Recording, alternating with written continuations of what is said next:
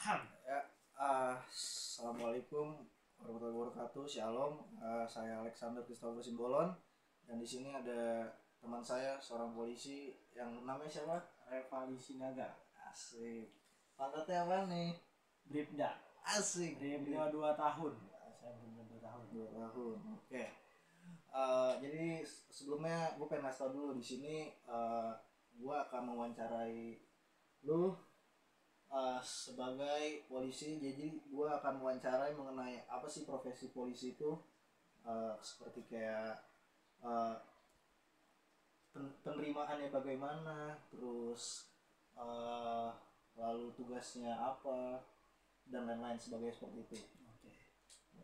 Ini di sini gue membuat video ini untuk memenuhi tugas mata kuliah etika dan tanggung jawab profesi, tugas mata kuliah hukum.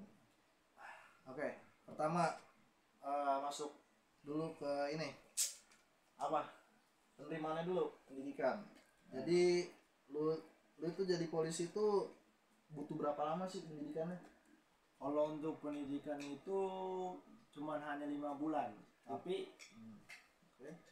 ada juga beberapa yang bertahap, ada yang 5 bulan, ada yang 7 bulan, itu tergantung kebutuhan. Contohnya kayak saya itu 5 bulan dikarenakan ada pilpres. Nah, kalau normalnya itu 7 bulan. 7 bulan. Oke. Dan sebelum masuk ke pendidikan kan pasti kan ada tesnya dulu kan, Bro? Betul. Tesnya itu apa aja tuh untuk menjadi seorang polisi? Nah, yang pertama itu ada pemberkasan. Yang kedua itu ada tahap psikotes, akademik, jasmani, kesehatan kedua, terus sama rankingan terakhir. Namanya itu pantohir, bisa dibilang pantohir. Pantauan akhir ya. Ya, betul. Berarti itu seleksinya itu bertahap ya? Ya, betul. Apa mau dijelasin itu apa kesehatannya ada apa aja, psikotesnya ada apa aja, mau dijelasin? Mulai dari yang umumnya dulu, dari pertama psikotes tuh. Psikotes itu ada apa aja sih? Psikotes itu ada kecermatan, kecerdasan, sama pengetahuan umum. Kalau untuk apa? Jasmaninya ada yang pertama itu ada lari. Lari itu nilai 3.200 meter. Ada pull up nilai 100-nya 18 kali. Ada sit up nilai 100-nya 42 kali, ada push up nilai 100-nya 43 kali, dan ada shuttle run nilai 100-nya itu 16 sampai 17 detik, dan terakhir ada renang. Renang itu 15 sampai 16 detik. Juga ada terakhir itu juga ada akademik. Akademik itu ada 4. Itu ada MTK, bahasa Inggris, kewarganegaraan, sama pengetahuan umum.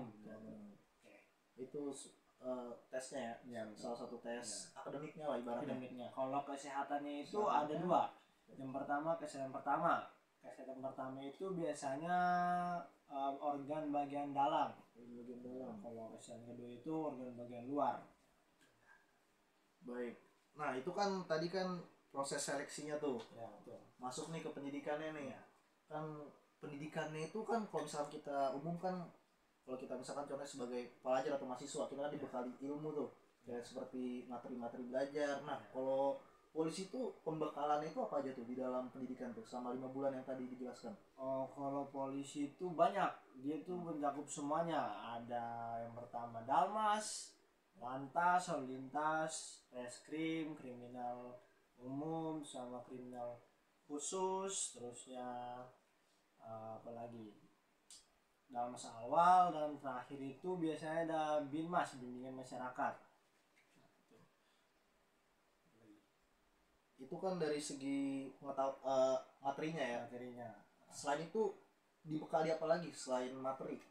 Apakah materi itu bisa ada fisik. Kalau fisik itu kita sehari itu bisa lari 3 kali. Yang pertama kita lari pagi tuh, kita bangun dari jam 4 yang awal kita sholat subuh, habis sholat subuh kita lanjut lari pagi. Kalau habis itu lari siang, dan itu awalnya kita sholat dulu, habis itu lari, dan terakhir itu lari malam. Setelah lari malam kita diberikan istirahat sampai besok pagi ketemu lagi.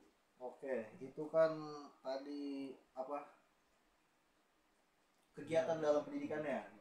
Lalu biasanya kan seorang polisi ini kan biasanya udah dibekali juga dengan kayak apa ya, moto atau apa ya, kayak pengingat. Oke, lanjut. moto seorang polisi itu tadi apa aja, bisa dijelasin? Kalau moto polisi itu kita tuh mempedomani Catur Prasetya. Catur Prasetya itu 4 janji Polri yang maknanya itu melindungi, mengayomi, dan melayani masyarakat. Dan ada juga Tribrata. Tribrata itu pedoman Polri yang maknanya itu menjunjung tinggi harkat dan martabat kemanusiaan. Oh, jadi seperti itu ya, moto dan pedoman lah seorang polisi Republik Indonesia. Oke, lanjut. Tadi kan kita udah bahas ke pendidikan, sekarang lanjut kan setelah pendidikan kan para polisi ini kan ditempatkan ke daerah-daerah tuh. Betul. Nah, kebetulan Bribda Revaldi ini ditempatkan di mana sekarang?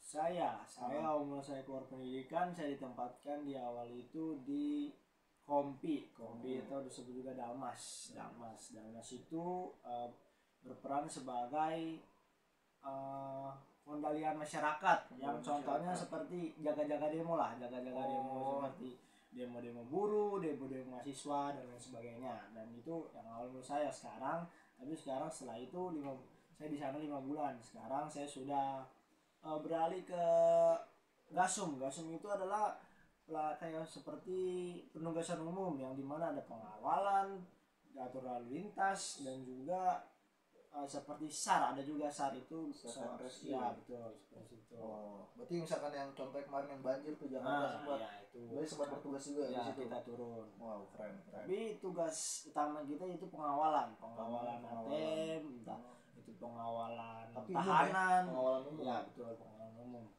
Baik. Lanjut. Itu kan tadi kan mengenai penempatan. Sekarang membahas tugas umum seorang polisi lah. Tugas umum seorang polisi itu sebenarnya apa sih? Kalau boleh tahu, Revaldi? Ya, kita tuh kan sebagai aparat negara, ya tugas kita, tugas umum yang paling utama itu. Ya, yang tadi yang janji Polri tadi itu yang mengayomi, melindungi masyarakat. Nah, itu yang paling utama, yang paling kita junjung tinggi. Oke. Lanjut, kita ke inilah, masuk ke jenjang karir seorang polisi. Kebetulan kan saudara Revaldi ini kan lulusan Bintara, betul? Nah, sekarang kan penempatannya tadi lagi di Gasum ya, atau pengamanan. Dan kalau boleh tahu ada apa aja sih satuan-satuannya di polisi itu? Polisi itu ada banyak. Yang pertama itu ada Sabara, yaitu saya seperti contohnya Sabara. Sabara itu seperti tugas umum Polri. Nah, yang kedua itu ada lantas yang disebut juga lantas. Yang ketiga itu ada reskrim, kriminal umum. Reskrim itu ada bagiannya kriminal umum dan kriminal khusus. Nah, yang kelima itu ada seperti pengamannya polisi lah. Itu propam. Ya, propam itu ada 2. Provos 1 dan 2 itu provos paminal. Kayak Sambo ya? Ya, betul. Berarti dia bisa dibilang polisinya polisi. Ya, betul. Nah, yang selanjutnya itu ada Intel ya. Kalian tahu lah Intel itu gimana ya, yang senyap gitu. Yang ketujuh itu ada Brimob itu kayak huru-hara, pasukan huru-hara seperti TNI lah dia. Tapi berarti misalkan Brimob itu kalau ada keadaan darurat aja ya, dalam negeri ya, eskalasi tinggi. Dia juga bantu demo, cuman kalau lagi eskalasi tinggi. Kalau lagi demo dan eskalasi tinggi dan dia turun. Lanjut. Ya. Apa aja satuannya nih tadi? Yang ke-8 itu ada Densus. Itu adalah detasemen khusus, dia itu yang tugasnya itu seperti teror ISIS dan teror ya, dan juga itu ada lagi yang terakhir itu Binmas ini adalah bimbingan masyarakat yang seperti contohnya dia melayani masyarakat di RT, di RW, di kelurahan, kecamatan, dia yang turun langsung terjun ke masyarakat. Oke, baik. Jadi seperti itu ya, jenis satuan polisi ya. Selanjutnya nih kita bahas pangkat polisi dong, dari yang paling bawah dulu deh. Kalau boleh tahu yang paling bawah itu polisi pangkatnya apa sih? Kalau paling bawah itu polisi itu pangkatnya tamtama ya. Ya, betul. Nah, kalau di air itu tamtama itu bisa menuju Bintara. Tapi setelah dia mengikuti tes dan sekolah lagi ya. Kalau dari Bintara ingin ke perwira dia juga sekolah lagi. Tapi minimalnya itu S1. Ada persyaratan juga ya. Itu juga tesnya seperti semula daftar polisi. Itu ada tes kesehatannya, ada tes kecermatannya, ada tes psikotes seperti semula lagi seperti polisi. Dan itu juga dia tuh penerimanya sedikit, nggak banyak. Pendidikannya ya 5 bulan sampai 5 bulan. Nah setelah itu langsung ke perwira, ya betul. Dan setelah itu ada namanya PAMA. PAMA itu adalah perwira pertama. Itu contohnya kayak IPDA. Ya, betul. Oh yang balok ya tuh? Balok 1. Balok. Nah, setelah IPDA itu AKP. Nah dia setelah itu akan sekolah lagi, itu sekolah PAMEN. PAMEN itu perwira menengah, yang isinya itu ada Kompol, AKBP, terusnya Kombes. Nah setelah Kombes dia juga sekolah lagi untuk sekolah menjadi perwira tinggi jadi jenderal dan seterusnya. Ya betul. Lanjut ke ini nih yang pengen tanya nih, kan kalau kita tahu kan kayak di daerah-daerah kan ada kayak misalkan pos polisi, ada polsek, polres, sampai yang lebih tingginya lagi. Ya, nah itu kan pasti ada memiliki perbedaan kan tuh. Nah dari yang paling dulu deh, pos polisi itu tempat buat apaan sih? Kalau boleh tahu? Ya, pos polisi itu tempat sama seperti yang lain, tempat-tempat lain, cuman untuk melayani saja. Dia tuh lingkupnya seperti lingkup RT atau juga RT RW. Nah selanjutnya itu kan ada pospol, lebih tingkat lagi ada polsek. Polsek itu polisi sektor. Ya, polisi sektor itu dia tingkatnya sama seperti kecamatan lah ya. Dan juga dia lebih banyak fungsinya daripada pospol. Nah, lebih tingkat lagi itu ada Polres. Polres itu resort seperti ya kota atau kabupaten gitu. Nah selanjutnya lagi ada Polda. Ya, polisi daerah. Ya, seperti Polda Jabar. Tingkatnya berarti provinsi ya. Provinsi ya betul. Nah ada lagi nggak lebih tinggi dari Polda? Ada satu lagi lebih tinggi itu Mabes. Itu seperti Nusantara untuk tingkatnya nasional ya betul. Berarti itu pusatnya polisi di Jakarta dong. Ya, di Jakarta. Polda Metro Jaya. Enggak, bukan. Kalau Polda Metro itu Polda. Kalau Mabes itu pusatnya itu lokasinya tuh di Blok M. Oh, Polda Metro Jaya berarti lingkupnya Jakarta dong ya? Ya, betul. Jakarta. Kalau Mabes itu dia satuan kerjanya tuh ya markas besar itu satuannya tuh beda-beda, bercabang-cabang. Misalnya lantas di sini, terus berapa meter lagi ada reskrim di sini, berapa meter lagi propam, itu beda-beda jaraknya jauh-jauh. Tapi beda. Sama di Jakarta juga tuh. Jakarta jadi Mabes sama Polda Metro Jaya tempatnya sama-sama di Jakarta. Benar, tapi itu beda tingkatan ya. Oh, kirain sama. Oke, lanjut. Mengenai pertanyaan selanjutnya, profesi polisi kan tentu aja digaji dong sama negara. Nah, kalau boleh tahu itu polisi itu menerima gaji itu per bulannya itu berapa, dan apakah hanya gaji saja atau memiliki tunjangan lainnya? Bisa dijelaskan nggak? Ya. Kita tuh polisi itu sama seperti ASN nasional lainnya, seperti contohnya TNI ya. Kita tuh mempunyai 5 golongan gaji. Yang pertama itu golongan pertama itu tamtama yang kisaran gajinya itu 1 sampai 2 juta. Nah, yang kedua itu golongan bintara, golongan kedua yang kisaran 2 sampai 3 juta. Dan golongan ketiga itu ada perwira pertama atau juga disingkat PAMA. Ya, itu kisaran 3 sampai 4 juta. Nah, ada golongan keempat. Golongan keempat itu PAMEN sudah disebut perwira menengah, itu kisaran 4 sampai 5 juta. Dan yang terakhir itu ada perwira tinggi. Perwira tinggi itu kisaran 5 sampai 6 juta. Dan itu juga semua itu tergantung jabatan mereka. Bisa jabatan mereka lebih tinggi atau jabatan mereka lebih berfungsi, itu bisa lebih tinggi lagi. Dan juga kita tuh ada tunjangan pokok, tunjangan sandang pangan, dan tunjangan lainnya. Oh, itu jadi polisi itu gajinya itu nggak sama rata ya, beda dong ya, sesuai jabatannya dan pangkatnya. Berarti semakin tinggi jabatannya dan pangkatnya gajinya makin tinggi dong. Ya, betul. Seperti itu ya. Baik. Lanjut nih ke pertanyaan gue secara umum lah sebagai masyarakat, gue pengen nanya nih, kan kalau kita sorry nih ya, polisi kan kalau kita lihat sekarang ini kan agak dicap jelek nih oleh masyarakat, karena kita lihat beberapa berita ada yang polisi intinya tidak enak dipandang lah beritanya. Nah, mau nanya nih gue, lu sebagai sebelumnya seorang polisi itu motivasinya apa sih untuk menjadi seorang polisi ini? Ya, yang pertama ya itu sih ya, memang sekarang ini banyak banget yang sudah disebut oknum yang tidak bertanggung jawab atas perbuatannya. Ya, di sini saya berpegang pribadi, saya berpegang teguh dari saya sebelum daftar sampai sekarang untuk mengayomi, melayani di masyarakat tanpa ada berpikir saya sama sekali untuk pungli, itu untuk saya